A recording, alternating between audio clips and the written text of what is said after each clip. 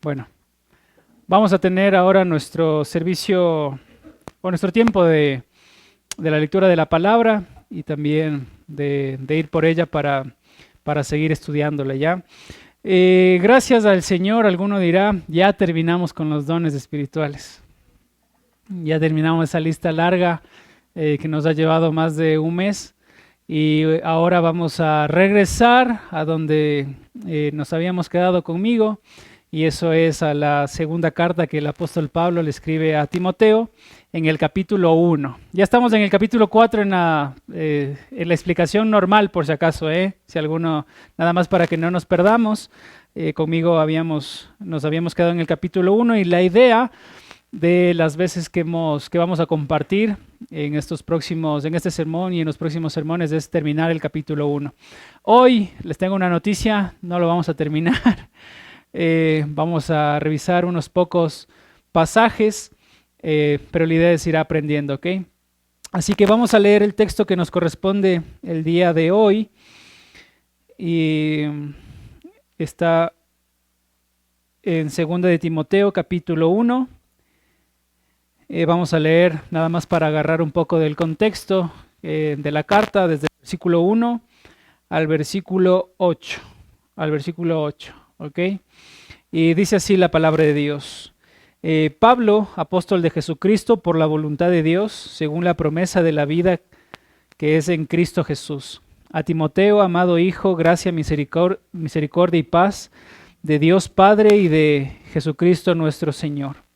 Doy gracias a Dios, al cual sirvo desde mis mayores con limpia conciencia, de que sin cesar me acuerdo de ti en mis oraciones noche y día, deseando verte al acordarme de tus lágrimas para llenarme de gozo, trayendo a la memoria la fe no fingida que hay en ti, la cual habitó primeramente en tu abuela Loida y en tu madre Eunice, y estoy seguro que en ti también. Por lo cual te aconsejo que avives el fuego del don de Dios que está en ti por la imposición de mis manos, porque no nos ha dado Dios espíritu de cobardía, sino de poder, de amor, dominio propio. Por tanto, no te avergüences de dar testimonio de nuestro Señor ni de mí, preso suyo, sino participa de las aflicciones por el Evangelio según el poder de Dios. Y hasta ahí nos vamos a quedar. Recuerden que la primera carta, la segunda carta de Timoteo, a diferencia de la primera, encontramos un apóstol Pablo que está en sus últimos momentos de vida. Es la última carta que el apóstol está escribiendo y le está dirigiendo a un joven pastor, un joven encomendado apostólico, para que en la iglesia a la que él se encontraba, en este caso en Éfeso, pueda dar dirección a esa iglesia. Si nosotros habíamos pensado si podríamos imaginar o considerar alguna acción que haríamos antes de nuestra muerte, probablemente haríamos algunas actividades, pero quizás en muy pocos casos o para muy pocos de los que están aquí presentes consideraríamos que antes de morir hacer una carta a alguien pidiéndole que de la misma forma en como él se ha presentado como un ejemplo del Evangelio, así esta otra persona que recibe la carta también se muestre como un ejemplo ante los cristianos que van a seguir el testimonio y van a seguir las predicaciones del apóstol. Y en ese caso el apóstol Pablo toma esa iniciativa. Y recordando ahí los primeros versículos, noten que el apóstol Pablo se presenta y dice: Pablo, apóstol de Jesucristo por la voluntad de Dios. Habíamos notado que el apóstol Pablo, estando en una condición diferente a la que se encontraba después en el encarcelamiento, en su primer encarcelamiento nombrado en Hechos capítulo 28, a diferencia de ese momento en el que Pablo en ese primer encarcelamiento estaba disfrutando de cierta libertad, Nos cuenta la Biblia que él podía disfrutar de algunas relaciones, gente podía venir, gente podía estar con Pablo, estaba en un encarcelamiento domiciliario donde probablemente contaba con una habitación para él. Sin embargo, a diferencia de ese primer encarcelamiento, en este segundo, que está próximo a morir, está en una celda solo o con mucha gente, una celda sucia, una celda que era destinada para los peores malhechores. Y el deseo que el apóstol Pablo tiene, o la fortaleza que el apóstol Pablo tiene antes de morir, y lo puede decir en esta última carta, es: yo sigo siendo apóstol del Señor Jesucristo. Antes de morir, y muere ¿por qué? Por causa de su fe. El apóstol Pablo no va a morir porque él hizo unos negocios ahí torcidos con Epafrodito, o no va a morir porque el apóstol Pablo decidió hacer algo indebido o transgredir la ley romana. No, el apóstol Pablo está pronto a morir por haber predicado a Cristo. Pero aún en medio de esa cárcel, el apóstol Pablo puede decir: yo soy apóstol de Jesucristo. Yo soy una persona llamada por Jesucristo, no me avergüenzo de ello, y por lo tanto te animo, Timoteo, a que de la misma forma en como yo no me avergüenzo de la razón por la que yo estoy aquí en esta prisión, yo te animo a ti, Timoteo, a que no te avergüences del Evangelio. El apóstol Pablo, versículo 3, da acción de gracias a Dios porque él se acuerda las lágrimas de Timoteo. No habrá sido fácil para Timoteo, un joven pastor entre 30 y 40 años, según los historiadores del segundo siglo, que habría tenido este joven pastor antes de tomar este liderazgo en la iglesia. No habrá sido fácil enfrentarse a los falsos maestros, no habrá sido fácil enfrentarse a una iglesia que tenía muchos errores, y probablemente ahí vienen las lágrimas, o el apóstol está recordando las lágrimas de ese último abrazo que tuvieron juntos, junto con los otros miembros de la iglesia, cuando se estaban despidiendo en Hechos. No sabemos, pero entendemos que el ministerio que Timoteo iba a realizar era muy, muy difícil, y Pablo se acuerda y puede dar gracias a Dios por eso. Pablo, en estos primeros 5 versículos, le anima a Timoteo a que pueda mirar su ejemplo, a que pueda mirar su conducta, a que pueda mirar que la gracia, la paz, el amor de Dios no lo van a desamparar, que provienen de Él, y que solamente de Él, a través de estos elementos provisorios de su parte, es que Él va a poder continuar con la obra que Pablo había iniciado. Pero a partir del versículo 6, que son los pasajes que vamos a puntualizar en esta mañana, versículos 6, 7 y 8, y en adelante hasta el versículo 18, les va a mostrar 8 características o formas en cómo un cristiano, o para que un cristiano no se avergüence del Evangelio. 8 maneras en cómo nosotros podemos obrar o actuar para no avergonzarnos del Evangelio. Y hoy, si Dios lo permite, vamos a ver 2 o 3. ¿Sí? Habiendo iniciado con esta introducción, la idea de estos versículos que ya hemos leído es del no avergonzarnos del Evangelio, hermanos. No avergonzarnos del Evangelio. La motivación, una vez más, ya hemos dicho, se encuentra en los primeros 5 versículos, donde el apóstol le muestra a Timoteo la razón en cómo él se ha manejado en este mundo para ser un ejemplo a Timoteo. Un comentarista dice sobre esto, dice: la importancia de esto es saber esto. No importa cuán talentosa puede ser una persona, o cuán capacitada o instruida en la Biblia pueda llegar a estar. No importa lo sagaz o hábil que pueda ser. Y no importa qué oportunidades o privilegios haya tenido. Si esa persona carece de valentía y de compromiso espiritual, no hablará ni actuará con eficacia para el Señor. No importa cuánto nosotros conozcamos del Señor, no importa cuántas reuniones cristianas estemos, no importa todos los momentos que podamos tener en los manantiales todos juntos acá, si no tenemos la valentía y el compromiso espiritual de que esas verdades que nosotros escuchamos en los lugares donde escuchamos la palabra de Dios nos alienten a decir y hacer lo mismo. No importa lo que escuchemos, no importa la cantidad de libros que leamos, si nosotros no tenemos la valentía para manejarnos y actuar de la forma en cómo estamos aprendiendo, no nos sirve de nada ese conocimiento. Noten 3 veces en esta porción, hasta el versículo 18, el apóstol Pablo dice en 3 ocasiones, o implícitamente muestra en 3 ocasiones, que él no se avergüenza de Dios, que él no se avergüenza del evangelio, que él no se avergüenza de la palabra de Dios.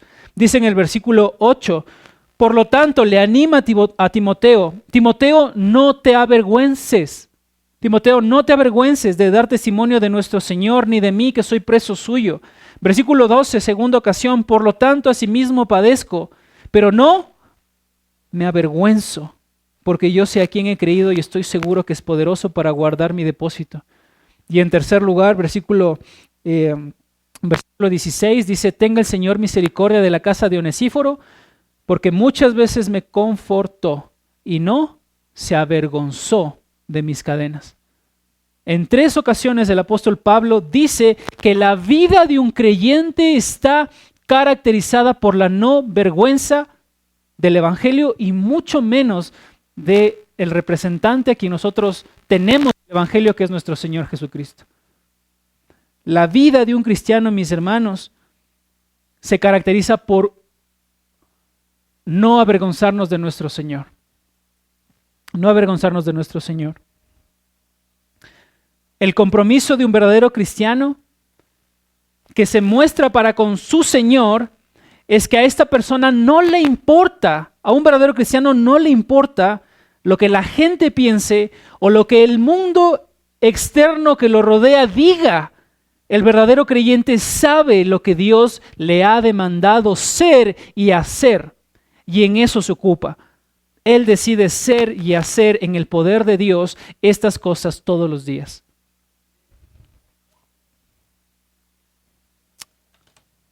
Los verdaderos creyentes, mis hermanos, estamos confiados en que viviremos firmemente en Cristo y para Cristo, y no avergonzados de su palabra.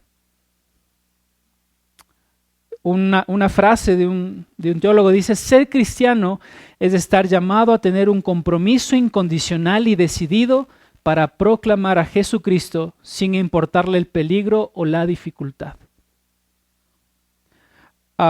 Mis hermanos, muy probablemente todos los cristianos que estamos aquí presentes y otros cristianos que están en otras iglesias y otros cristianos que nosotros conocemos, muy probablemente todos nosotros como cristianos en algún momento de nuestra vida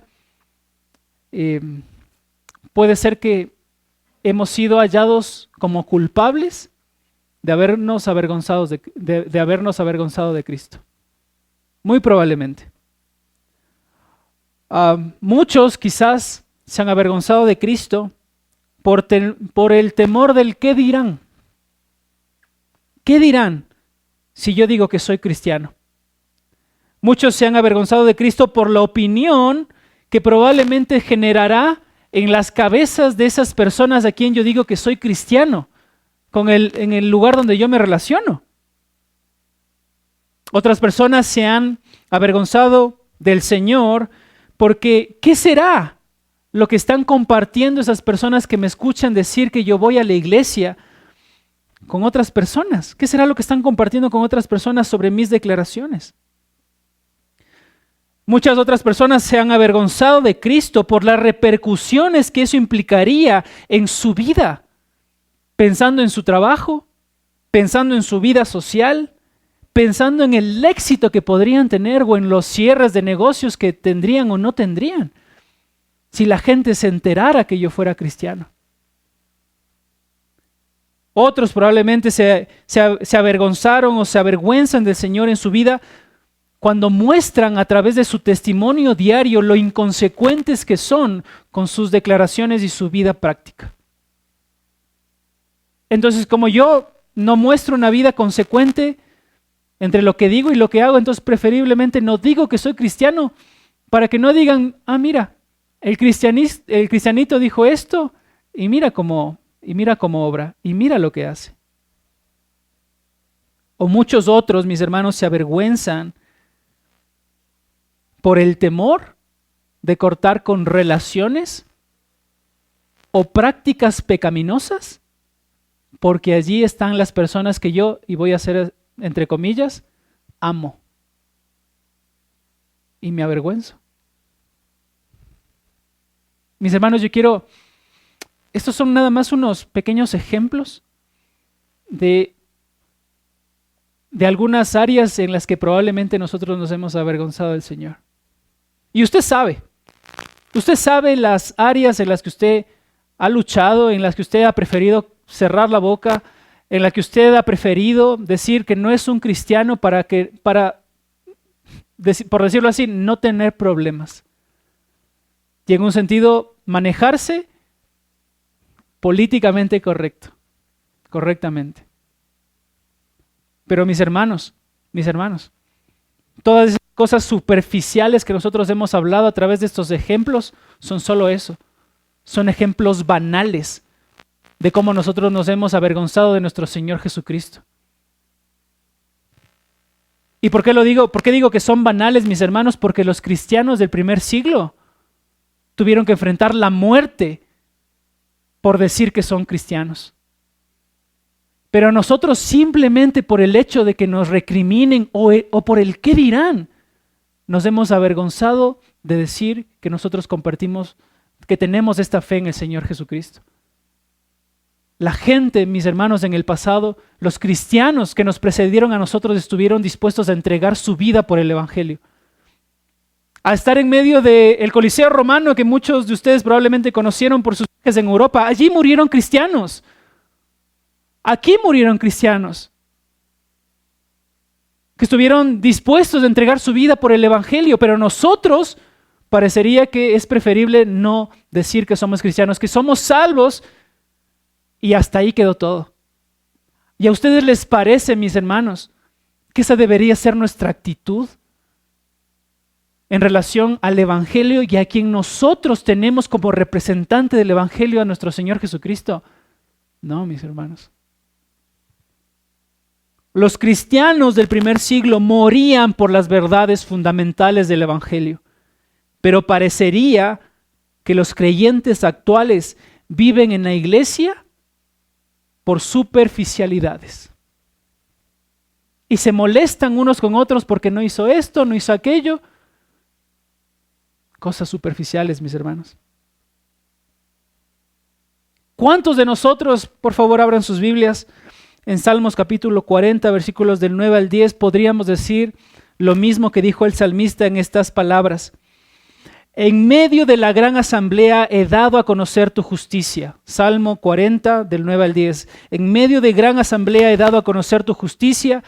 Tú bien sabes, Señor, que no he sellado mis labios, no escondo tu justicia en mi corazón, sino que proclamo tu fidelidad y tu salvación. No oculto en la gran asamblea tu gran amor y tu verdad. Note una vez más, en el mismo texto, en medio de la gran asamblea, yo he dado a conocer tu justicia. ¿Quién eres tú? Bien sabes, Señor, no he sellado mis labios. No escondo tu justicia en mi corazón. Más adelante, proclamo tu fidelidad y más adelante, no oculto en la gran asamblea tu gran nombre, tu gran amor y tu verdad. No lo hago. Salmo 71, versículo 15 al 16. Todo el día proclamará mi boca tu justicia y tu salvación. Salmo 71, 15 al 16. Todo el día proclamará mi boca tu justicia y tu salvación. Aunque es algo que no alcanzo a descifrar, soberano Señor, relataré tus obras poderosas y haré memoria de tu justicia solamente. Salmo 119, versículo 46. Salmo 119, versículo 46. Hablaré de tus testimonios delante de los reyes y no me avergonzaré. ¿Delante de quién? Y no me avergonzaré. ¿Y nosotros tenemos temor de hablarle a un semejante? Cuando el salmista estaba dispuesto a hablarle a los reyes. Algo que a mí me pareció, mis hermanos, impresionante y salí muy gozoso fue en la presentación del libro del pastor Roberto. Estuvimos allí algunos de nosotros y a mí me impactó cuando subieron 2 personas al estrado. Una de ellas está en medio de nosotros, el hermano Lenin, pero otro que no está en medio de nosotros, un hermano gringo misionero, americano, perdón, Roy. Y a mí me llamó la atención, ¿saben por qué? Porque yo pensé que en una reunión en cierto sentido académica, él, habiendo trabajado con el pastor Roberto tantos años, como misionero en la palabra y aparte de todas las cosas que hicieron en la parte de la salud, él se iba a limitar a cosas en el área de la salud.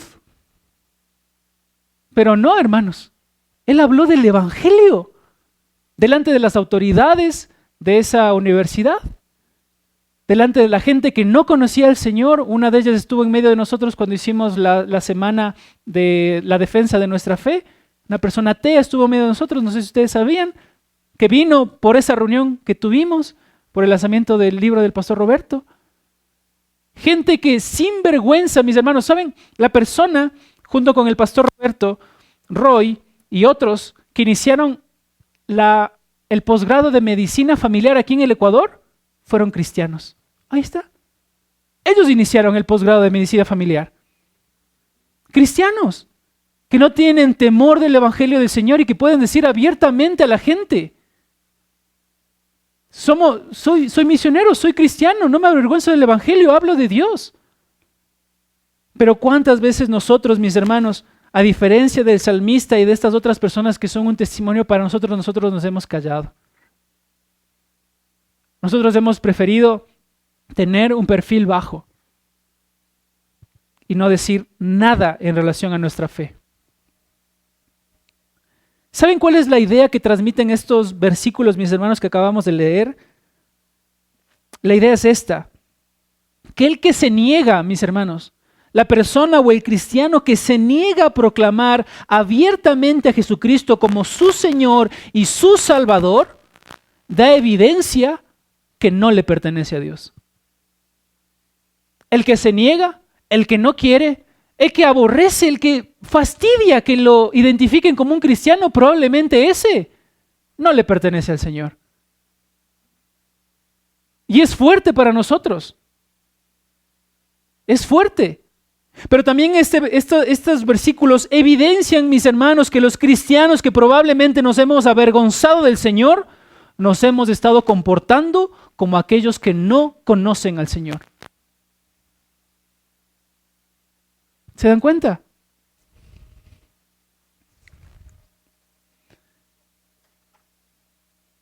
Un comentarista dice: el costo del discipulado no comenzó en el Nuevo Testamento. El costo del discipulado no comenzó en el Nuevo Testamento. Innumerables santos del antiguo pacto, incluso anteriores al antiguo pacto, sufrieron gozosa y voluntariamente por causa de su fe inamovible en el Señor. En consecuencia, Dios, el Dios soberano, el Dios grande, dice en Hechos capítulo 11, versículo 16, que Dios, a esas personas que no se avergonzaron de dar testimonio de Él, Dios tampoco se avergüenza de llamarse Dios de ellos. El mismo texto, más adelante, versículos 35 al 38 de Hebreos capítulo 11, dice: algunos fueron atormentados, no aceptando el rescate, a fin de obtener mejor resurrección. Otros fueron apedreados, aserrados, puestos a filo de espada. Repito esta porción, me salté. Otros experimentaron vituperios y azotes. A esto más, otros prisiones y cárceles. Fueron apedreados, aserrados, puestos a prueba, muertos a filo de espada. Anduvieron de acá para allá cubiertos de pieles de ovejas y de cabras. Pobres, angustiados, maltratados, de los cuales, y miren cómo sigue el texto, de los cuales el mundo no era digno. De los cuales el mundo no era digno. Errando por los desiertos, por los montes, por las cuevas y por las cavernas de la tierra. Miren cómo hablan de estas personas que estuvieron dispuestas a darlo todo por el Señor. Y muchas tuvieron un final feliz, mis hermanos. Y nosotros, mis hermanos, como cristianos, ¿creemos en cierto sentido que vamos a tener un final feliz? Un final feliz en el cielo con el Señor, pero probablemente aquí en la tierra no tan feliz a los ojos humanos. A veces como cristianos esperamos que nuestra vida cristiana no tenga problemas. Que no seamos perseguidos por nuestra fe. Y no, mis hermanos, muchos de nuestros antecesores en el Evangelio sufrieron por el Evangelio y a nosotros hoy no solamente se nos ha concedido por boca del apóstol Pedro que creamos en el Evangelio, sino que también suframos por él. Entonces, mis hermanos, no debemos avergonzarnos del Señor Jesucristo y por esto es que vamos a meternos en estas 8 formas en las que un cristiano puede protegerse de avergonzarse de Cristo. Esto nada más fue introducción, aún no comenzamos. Por eso decimos que vamos a solamente revisar 2 de ellas. Pero ¿se dan cuenta de la importancia de esto? Ese fue mi énfasis en esta mañana. Quiero que notemos lo importante que es esto. Y que en muchas ocasiones actuamos como verdaderos inconversos, aun cuando somos creyentes. Mis hermanos, la primera forma en cómo tú, como cristianos, puedes protegerte de avergonzarte en contra de Cristo, ya lo hemos revisado durante 1 mes y medio. Y la primera cosa era renueva tu don. ¿Identificaste en este mes que hemos tenido las prédicas cuál es la capacidad especial que Dios te ha dado para servir en medio de la iglesia, mi hermano? ¿Pudiste identificarla? Entonces, una de las formas en las que tú tienes en tu mano a través del Espíritu Santo para no avergonzarte de Cristo es utiliza tu don. Utiliza tu don. El apóstol Pablo en versículo 6 dice, te aconsejo que avives el fuego del don de Dios que está en ti por la imposición de mis manos. Y habíamos dicho que la palabra don ahí o la frase aviva el fuego del don de Dios, avivar el fuego significa atizar las brasas. Que implica, así como nosotros cuando hacemos alguna comida, aventamos aire para que ese carbón se encienda, de la misma forma acá el ánimo es, hey, tienes un don, el Señor te ha capacitado a través de su Espíritu Santo con algo especial en tu vida para que edifiques la iglesia, entonces úsalo. Úsalo, probablemente lo utilizaste en algún momento, pero hoy necesitas utilizarlo una vez más para no flaquear, para no flaquear.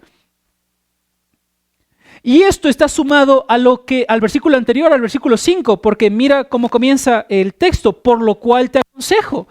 Y ese por lo cual está refiriéndose a lo último dicho del versículo anterior y era la fe no fingida que el apóstol Pablo pudo ver en Timoteo, que primeramente esa fe habitó en su abuela y después en su madre y que ahora Timoteo es la persona que puede mostrar abiertamente que tiene una fe que no vacila. Y por esa fe que no vacila, entonces el apóstol Pablo le dice, aviva el fuego del don de Dios. ¿Por qué razón? Un comentarista dice, el producto de la fe sincera es el servicio fiel. Y el corazón del servicio fiel es usar nuestro don sin reservas para el Señor.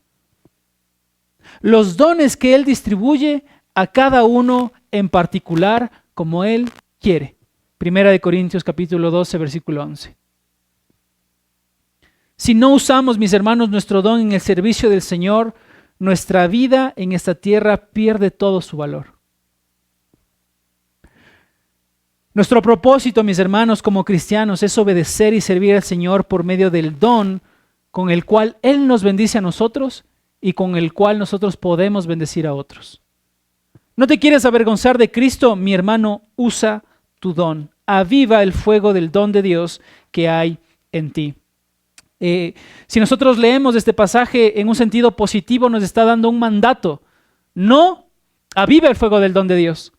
Pero encontramos también en la palabra, podría decirse, un versículo semejante a este, pero en un sentido negativo. Miren conmigo lo que dice Primera de Tesalonicenses capítulo 5, versículo 19.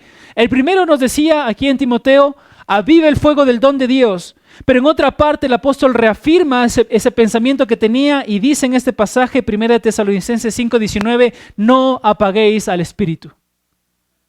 No apaguéis al Espíritu. Bajo la guía del Espíritu y su poder debemos usar regularmente el don que hemos recibido de Dios, no sea que se atrofie por nuestra negligencia y desuso.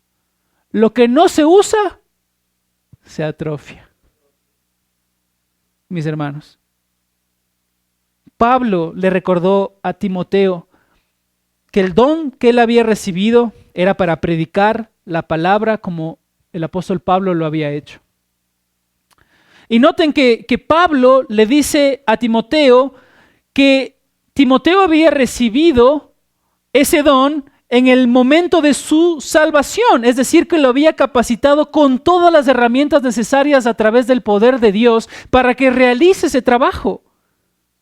Por eso le puede decir en el capítulo 4 de este pasaje, predica la palabra, insta a tiempo y fuera de tiempo, redarguye, reprende, exhorta con toda paciencia y toda doctrina. Y cuando le dice ahí que él recibió esto por la imposición de las manos del presbiterio, significa, ya hemos visto, que el don de profecía y en este caso la revelación que ellos tuvieron para decirle a Timoteo, de parte del Señor, todos aquí estamos de acuerdo que tú fuiste llamado para este ministerio puntual y tienes que hacerlo. Entonces, una vez más, reaviva el don del Señor. Mis hermanos, los dones deben avivarse continuamente, debemos atizar el fuego para que Cristo pueda obrar completamente su voluntad en nosotros y a través de nosotros. El hecho de que todo creyente tenga un don otorgado por Dios, eso significa que todo cristiano esté equipado por Dios para el ministerio del Señor en la iglesia. Cualquiera que sea nuestro don, debemos ejercitarlo continuamente en el poder de Dios. Les dejo unas frases, por si tú en tu corazón quieres servir al Señor con lo que Él ya te ha capacitado. Cuando el deseo de nuestro corazón es agradarle al Señor, Él guiará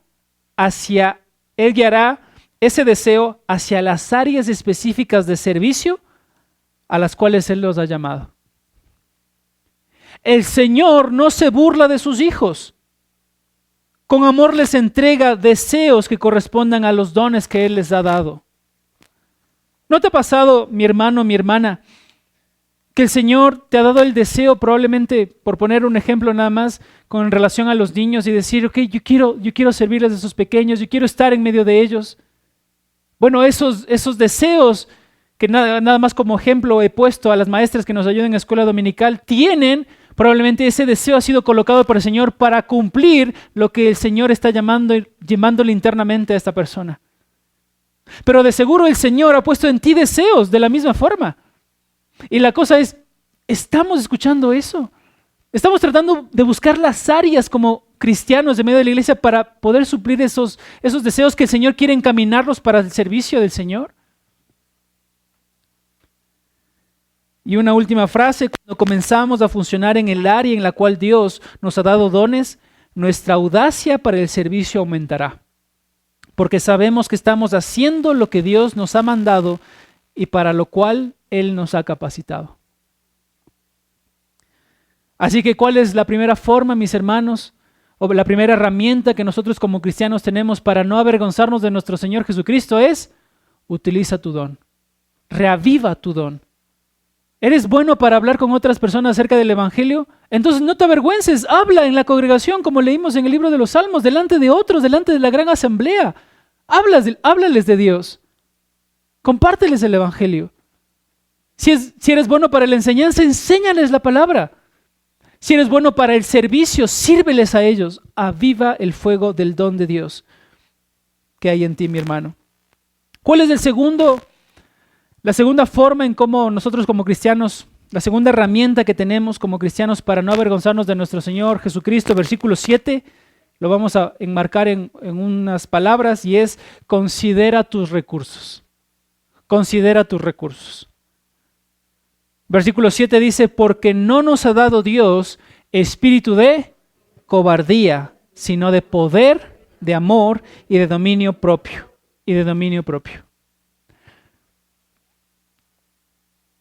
El Espíritu del Señor. ¿Recuerdan las palabras dichas por Zacarías? Que nosotros no tenemos o no vamos a la guerra con fuerza ni con espada, sino con ¿qué? Con su Santo Espíritu.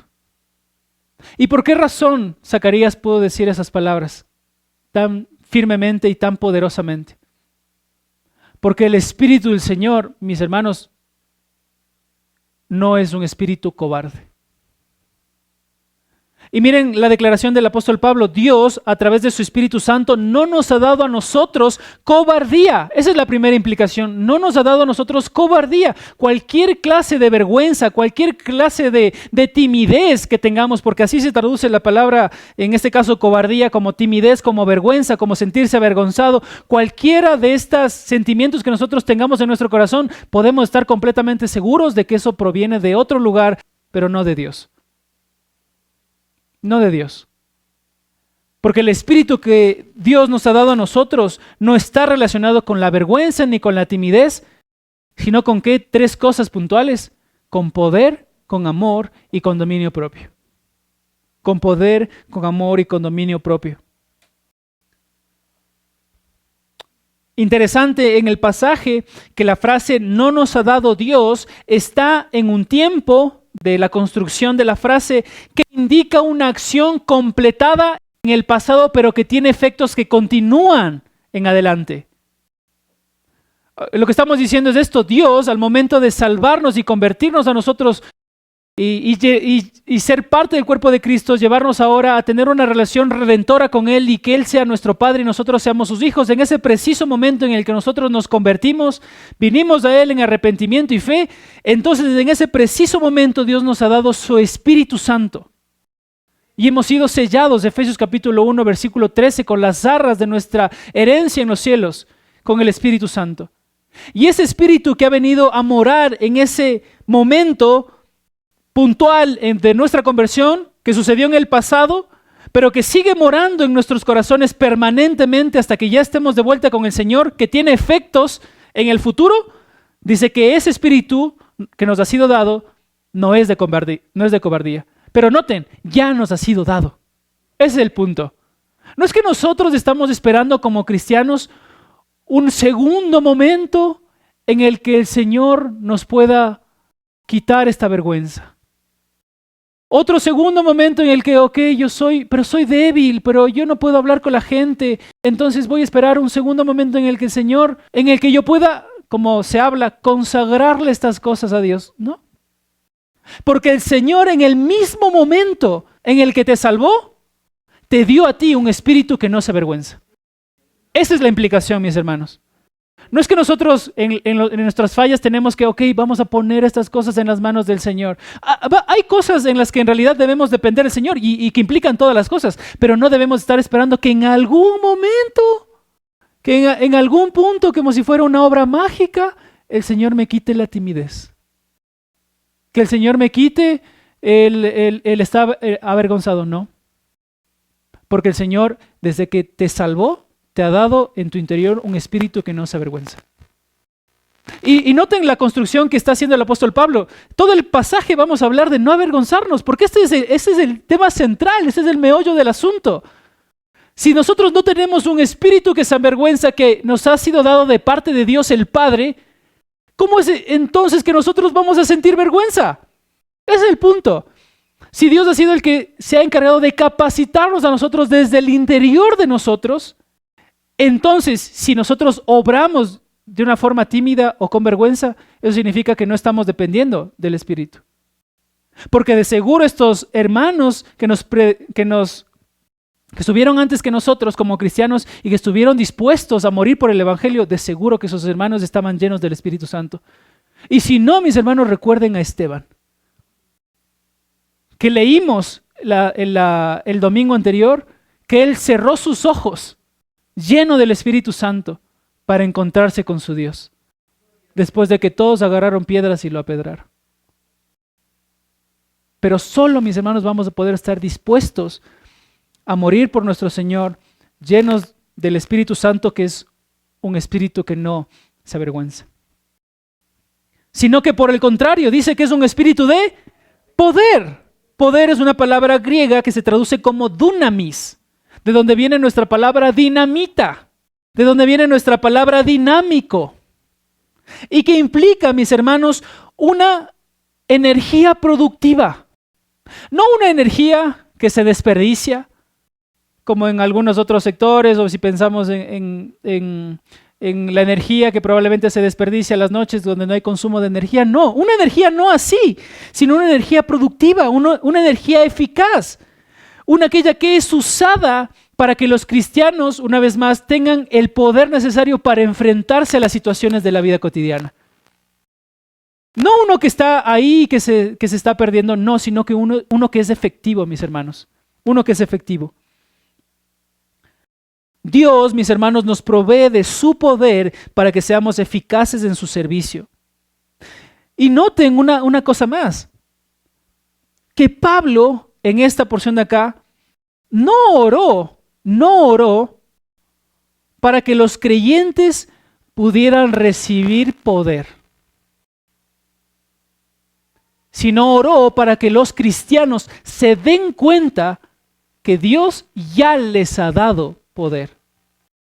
Y ahí vamos a hacer una aclaración, porque la idea tampoco acá es que digamos, bueno, como el Señor nos ha dado poder, entonces eso implica que puedo hacer todo lo que yo pretendo hacer, todo lo que, así como si fuera Superman o algún otro superhéroe.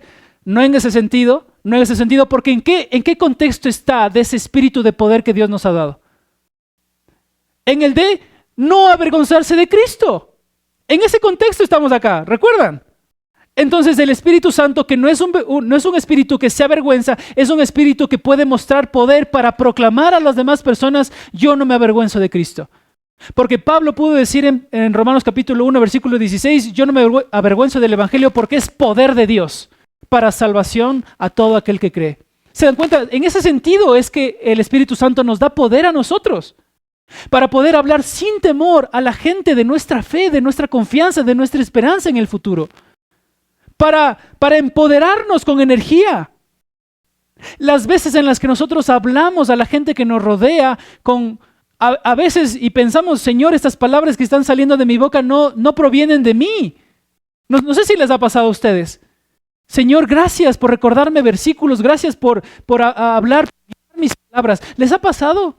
Ese es el poder con el que el Señor nos capacita para poder no avergonzarnos de Él. Y hablar de Él sin temor, mis hermanos. No un poder, ojo, no un poder, y aquí hago la aclaración, porque en el contexto estamos hablando de este pasaje, no un poder para hacer cualquier cosa. No está hablando de cualquier poder para hacer cualquier cosa. Ni como ya soy bien poderoso, entonces hago algo extraordinario. No está hablando de eso. Ojo, mis hermanos, no está hablando de eso, sino del poder del Espíritu Santo para proclamar su palabra, no avergonzarnos de Él. Poder. Y miren lo que el apóstol Pablo les anima a la iglesia de Éfeso en su carta a los Efesios capítulo 1, versículos del 18 al 20. Por si acaso, a veces no nos damos cuenta, a veces pensamos que todos los libros que tenemos del Nuevo Testamento están dirigidos para muchas comunidades cristianas o diferentes comunidades cristianas, y en cierto sentido es verdad. Pero noten que aquí el apóstol Pablo está escribiendo a Timoteo, y Timoteo, ¿dónde estaba? En Éfeso.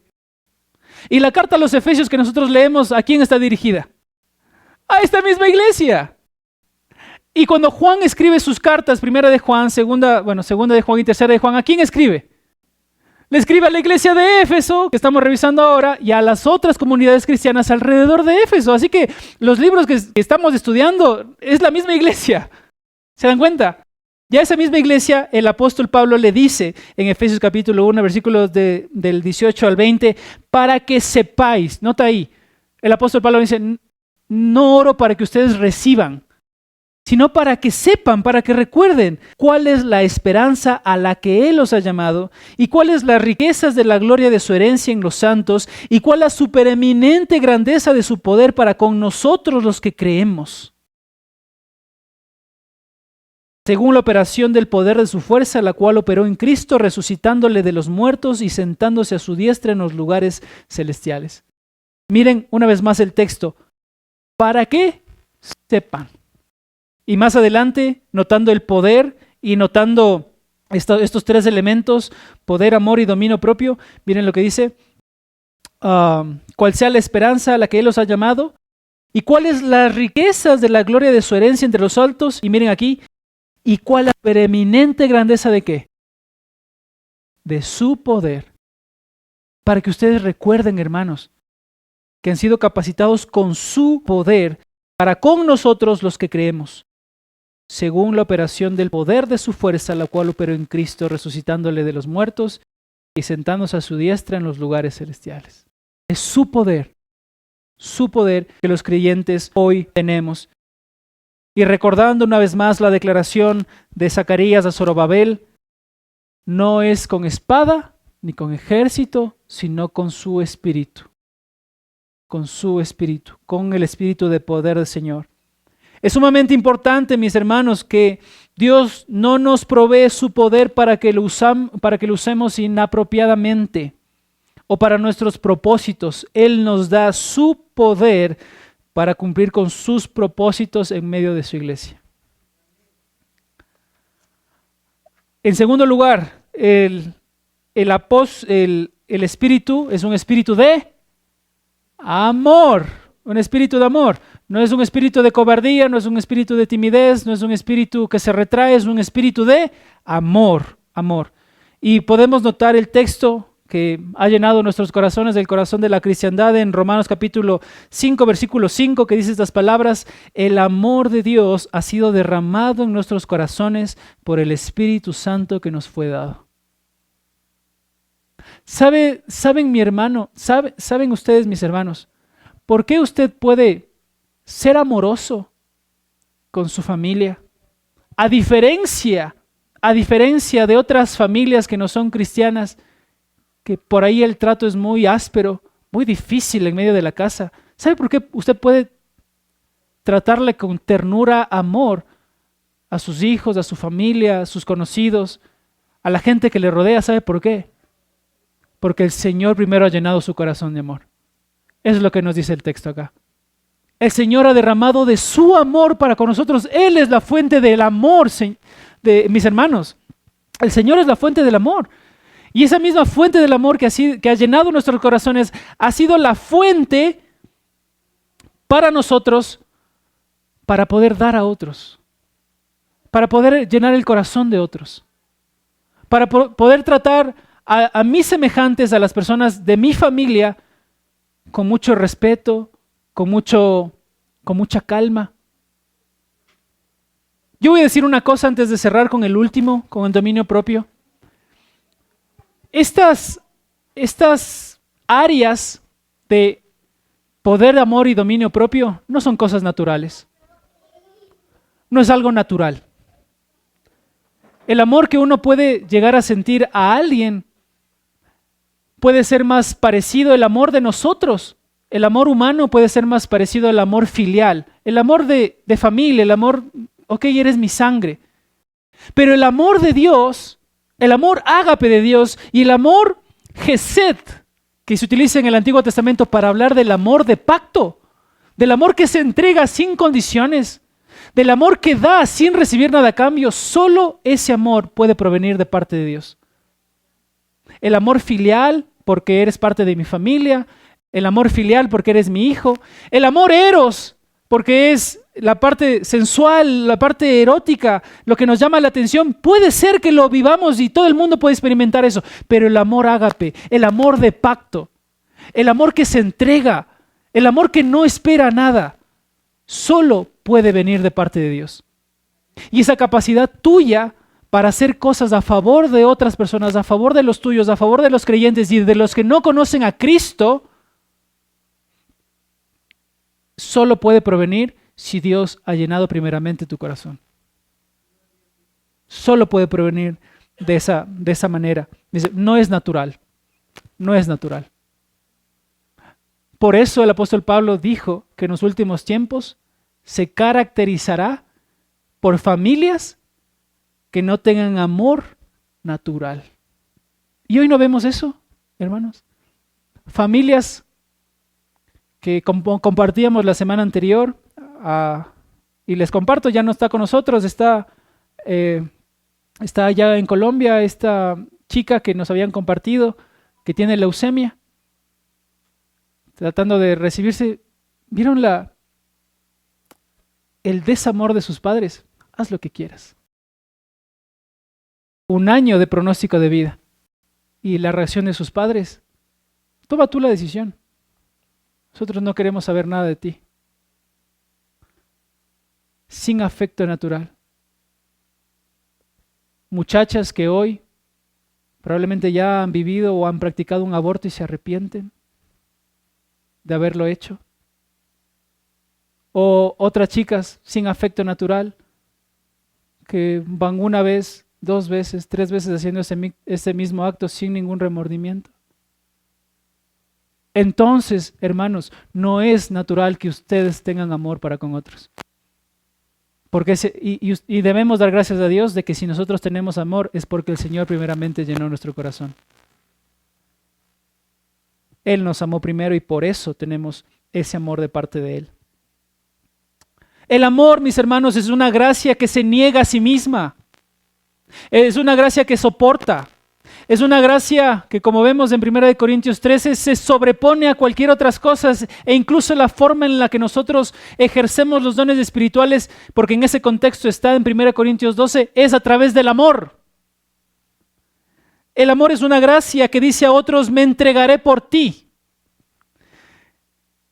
El amor es entregado por Dios porque Él es el que pone la vida por sus amigos. Él es el que puede producir en nosotros amor fraternal no fingido.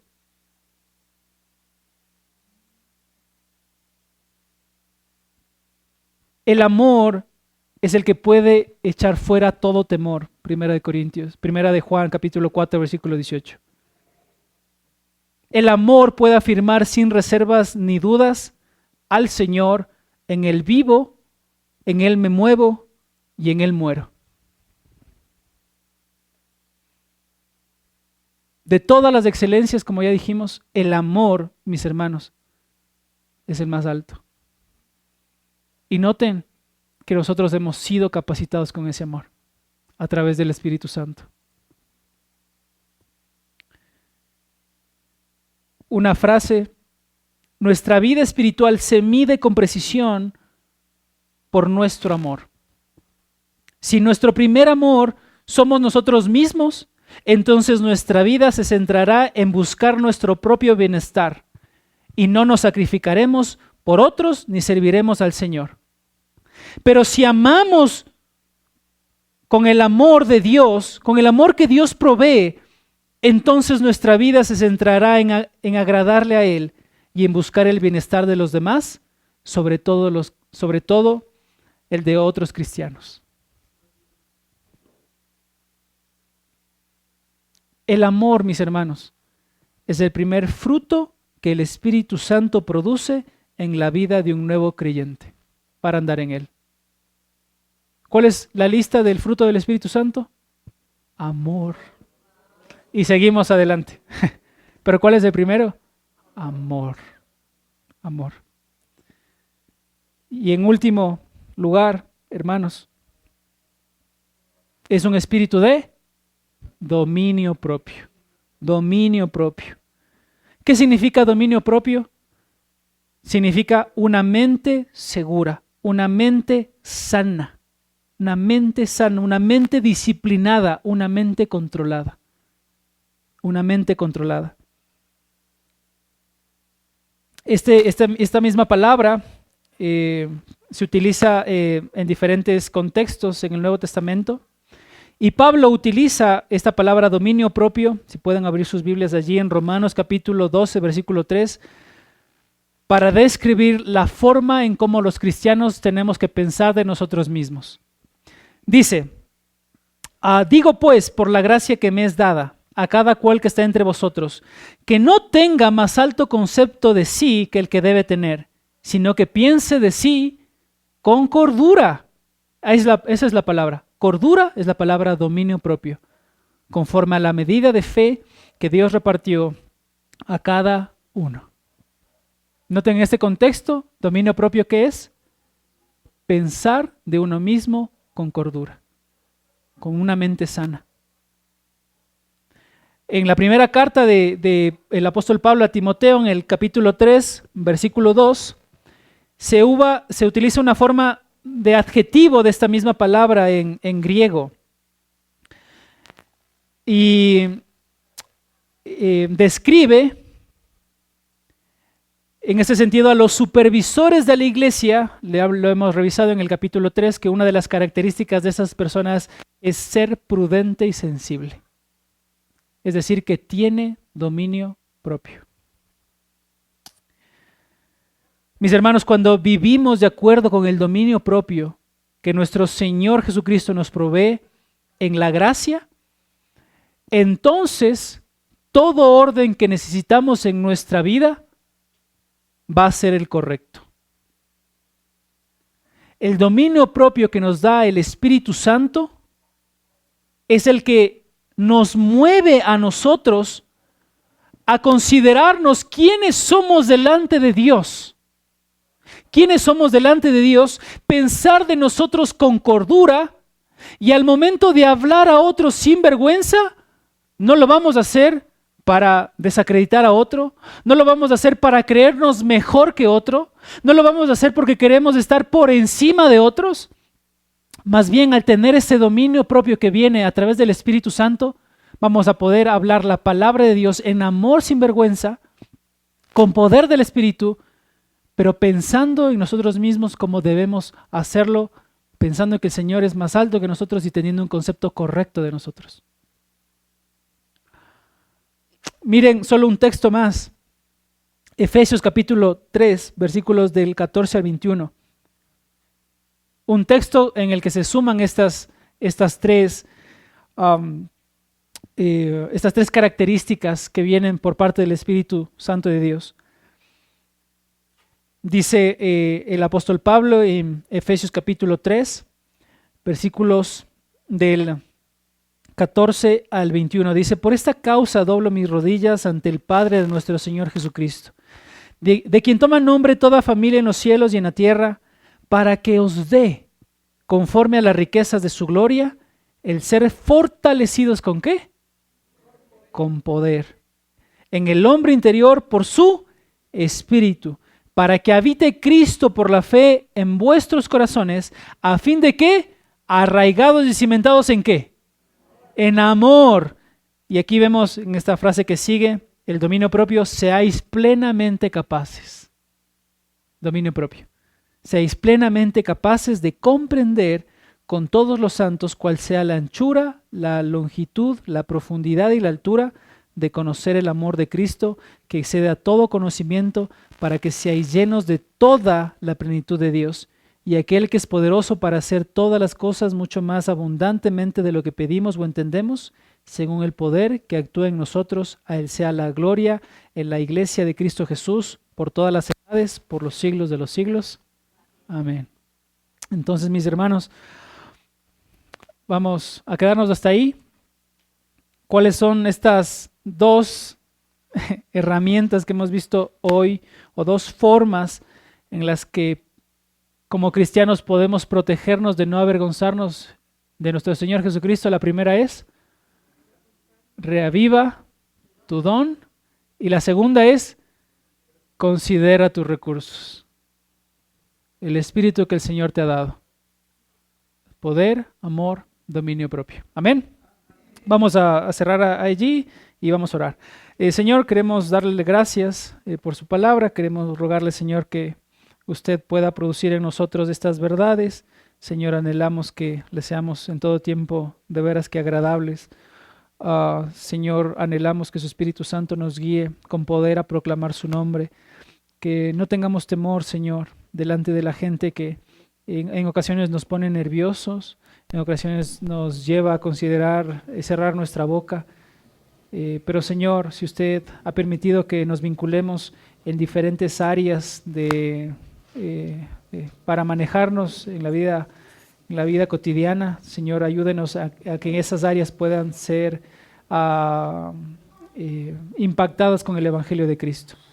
Señor, no cierre nuestros labios, ayúdenos, Señor, a hablar de ti, a hablar de su nombre, a hablar de quién es usted, Señor.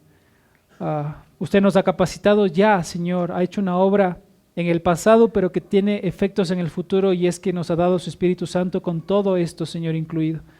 Le rogamos, Señor, que usted nos ayude en nuestra debilidad, en nuestro pecado, en nuestra